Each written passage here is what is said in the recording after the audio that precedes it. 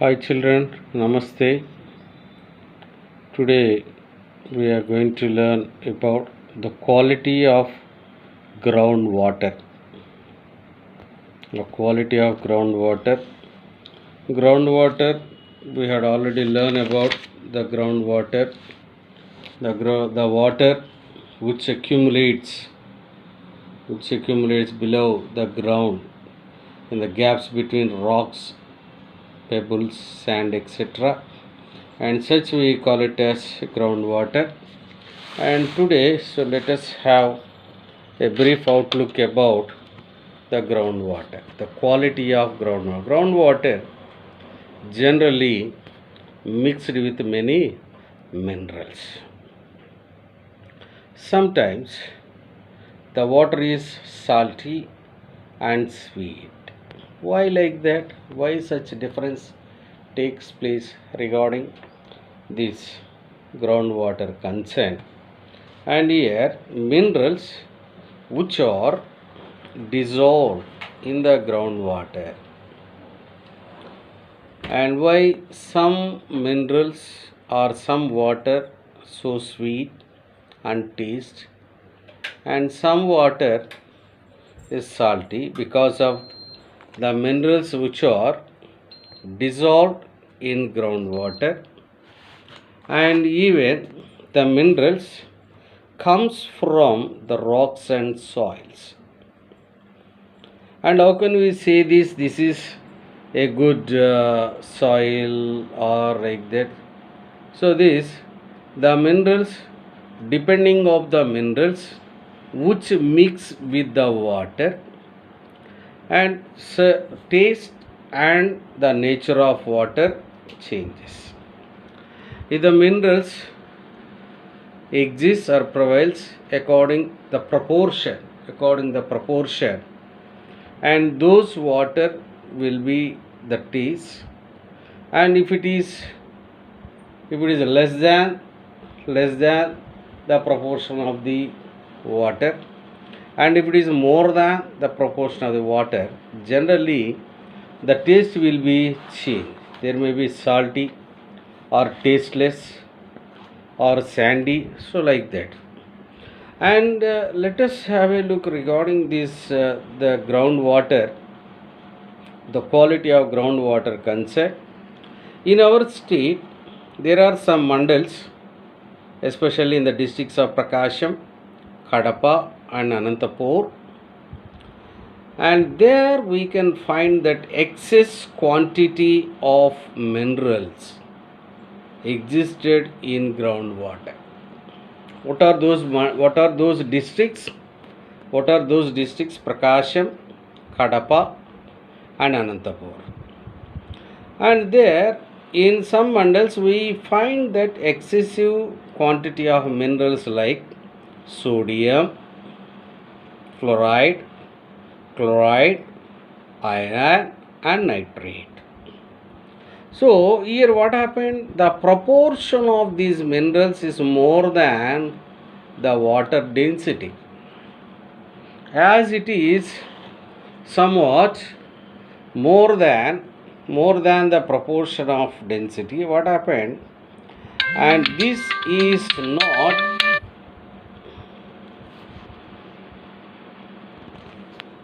is not reliable for drinking water. If there are excess quantity of minerals, sodium, fluoride, chloride, iron and nitrate are provided, and those are not suitable for drinking water. And if the minerals are excessive in the water, so and what are the effects? What can we see? What kind of effects we can see because of the excessive minerals of water concern? It is not good for our health. Take for example, my dear, if salt is excess, then the requirement in our curry, automatically we may not eat, and it may not be good for eating. And even if we eat more junk food like pani puri and as well as chaat masala. So what happened automatically? It's not good for our health. Though some people are grown physically and actually, but they are not grown mentally. Because of that, they are eating which makes our healthy is bad. So like that. And the first effect of excessive minerals in water, it is not good for our health, and even it causes diseases which affect our bones and teeth. What is that? Which affects our bones, our and teeth. And many times the water is polluted due to excessive use of fertilizers, pesticides, or poor drainage. And we know very well that we use it to pollute the water with the use of fertilizers, especially the areas which are nearby the factories which produce some poisonous gases and poisonous fertilizers and pesticides, and even the poor maintenance of drainage, and automatically the water will be polluted unless we take preventive steps. Otherwise the well or river water will become unsafe for drinking or even bathing. And when the water is polluting, automatically we must take some preventive measures to stop that, and then it will be useful for the drinking and as well as bathing. And so these are the important things, the quality of groundwater. And if there are excessive the minerals prevail in those.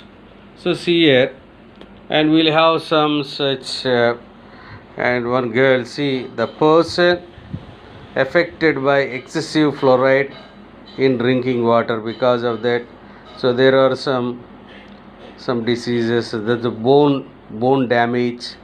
See how the person's legs being curved. See, so there was a damage. This is very important, which you have to remember, and we must be very careful regarding the water. The water must be there should not be any kind of excessive minerals of fluoride, chloride, and as well as sodium, like that. And regarding, if you move on the next topic, that uses of groundwater. And groundwater actually, as we know that, so what is the common resource of the water for all the people? Groundwater only.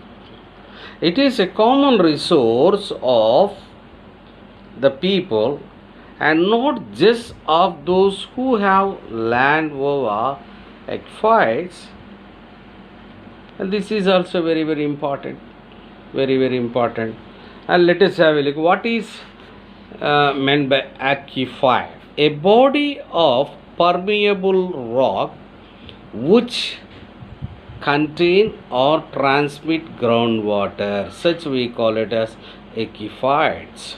See, it is a common resource of all people, and not just of those who have land or aquifers. And second one is the digging of deeper tube wells. How can we get this groundwater? By digging the land through tube wells. And what happened if we dig deeply, and what happened concern, and there would be some danger or damage for regarding the deposits of groundwater concern. See here, some of them dig deeper tube wells which cause further decline in water level, As a result, the wells in the neighborhood are going dry. The wells which are nearby, automatically they may dried up. They may lose the water unless we use groundwater as a common resource and in a restrained manner. So we must be very careful, my dear children. The groundwater is nothing but a common resource of people. It does not belong to any group or any community or any society or any tribe. So we must develop such attitude in our mind. So then only the water will be distributed equally among all the people. This is very important. So while digging the tube wells, we must be very careful. And even if you observe, the today's generation has received water from the past as a sacred asset. Now water has become is very scanty. We are not getting as much as we require for drinking because of the pollution in water. So earlier we used to dig the wells and we used to drink the water from wells, but now we have reached the stage to buy the water.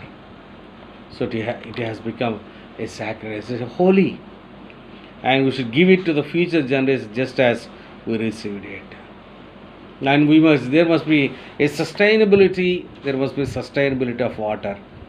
Then only it will be easily available for future generations. Otherwise, with the whole society, the forthcoming generations will go into a danger regarding the water deposits concern. And we must also develop the way of using and conserving water in restrained manner. Otherwise, further generations will fight destructive wars over water, and we will be responsible for that. Of course, obviously, we may say that if we damage the water deposit, if we destruct the water deposits, and so the future generations may fight for the water, and those wars may become one of the important wars in the world. So by that we must go in a beautiful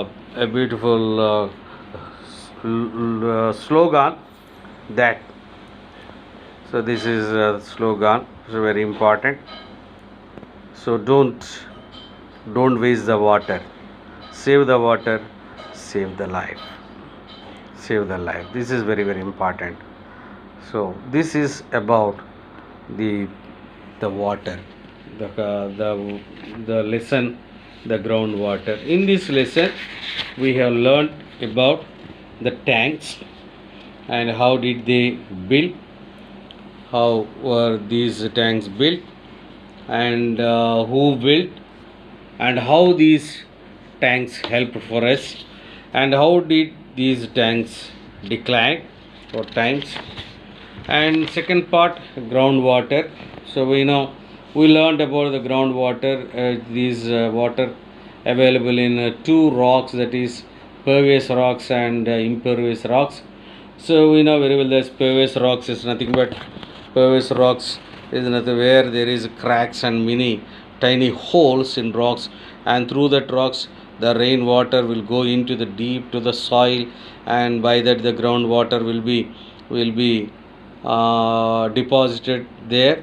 And whereas impervious, there may not be that cracks and as well as tiny holes, and those are the example for these impervious rocks. We know very well that there is granite and as well as Kadapa limestone, and water table or groundwater, how the water table, and whereas the rocks and groundwater in Andhra Pradesh, we learnt about this. And afterwards we move on this the recharging of groundwater. How can we recharge the groundwater, and the quality of groundwater. Okay, where there is adequate minerals are existed in groundwater, such we call it as good groundwater. But whereas these excessive minerals are there, excessive minerals, especially in Andhra Pradesh, Prakasam district, some minerals of Prakasam, Kadapa and Anantapur districts, and the minerals like sodium, fluoride, chloride, iron and nitrate.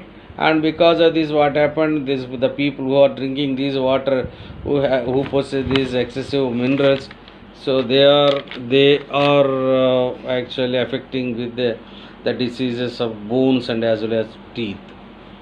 And not only that, how this water is polluting concern, this water is polluting through fertilizers and pesticides, and we must take some preventive measures to stop that. And uses of groundwater, so groundwater is it is common resource of people. It does not belong to a particular tribe or community or society. And so we must preserve the water